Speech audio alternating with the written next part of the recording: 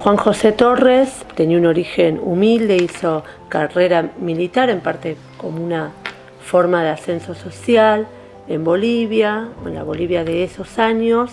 Su padre, si bien no era militar, en la guerra del Chaco, que fue la guerra del Chaco Boreal, el Chaco tiene tres sectores importantes. El Boreal es el que entra en conflicto, digamos, Bolivia con el Paraguay, y que es importante en dos sentidos para la vida de Juan José Torres y su llegada, digamos, su derrotero hacia el poder. Juan José Torres pierde a su padre en el marco de la guerra del Chaco.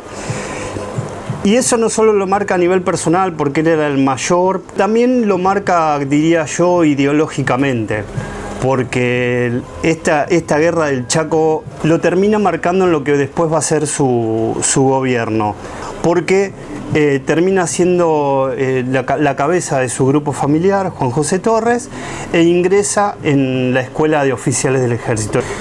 Ya él como oficial empieza a participar ideológicamente, si bien nunca se nucleó detrás de un partido político, siempre estuvo detrás de esto. Él asume el gobierno a raíz de un levantamiento popular.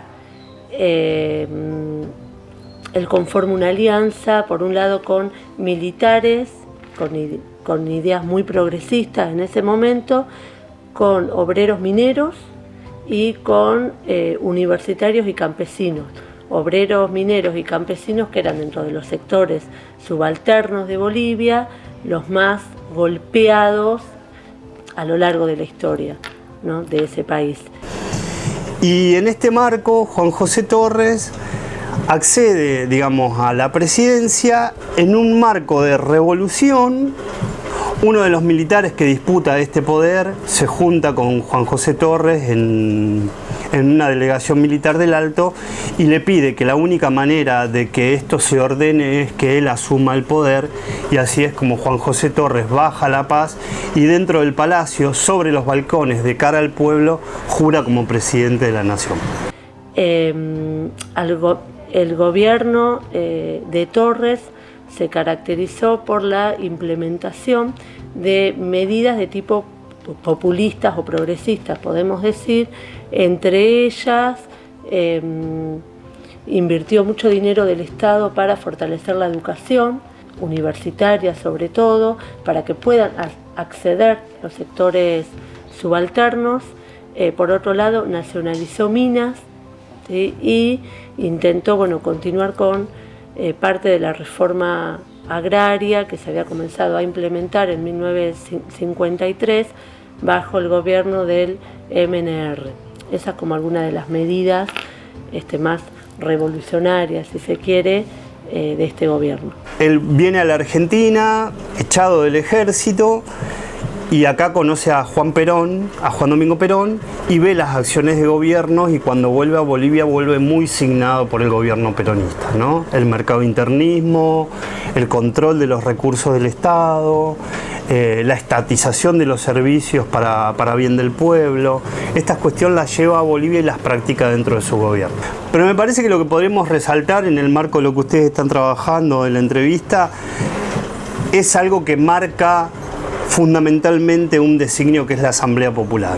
A mí me parece que esto es una de las acciones que hace que Juan José Torres tenga un gobierno muy corto, muy profundo en términos de acciones de gobierno, porque entre otras cosas estatizó los recursos naturales de Bolivia, le dio mucho espacio político a la Central Obrera Boliviana, al COB, a las centrales indígenas, a las centrales mineras, restituyó el poder de la prensa, la libertad de expresión, pero me parece que la Asamblea Popular que genera Juan José Torres es el designio que incluso después lo lleva a la muerte. Me parece que ese punto es fundamental. Bueno, estas medidas que estábamos hablando, llevadas adelante por el gobierno de Torres, donde le da mucho espacio a las masas campesinas y obreras, va a hacer que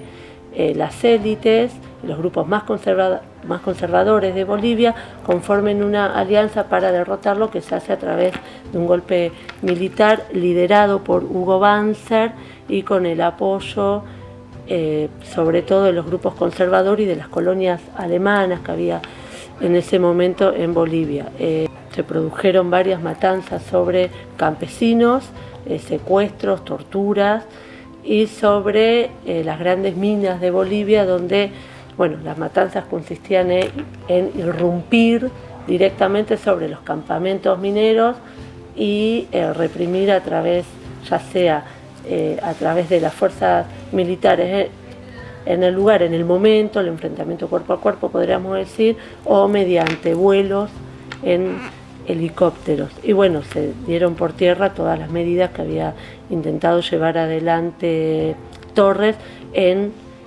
un año de gobierno. Acá se disputaban, que también trazamos un paralelismo con la actualidad, recursos naturales.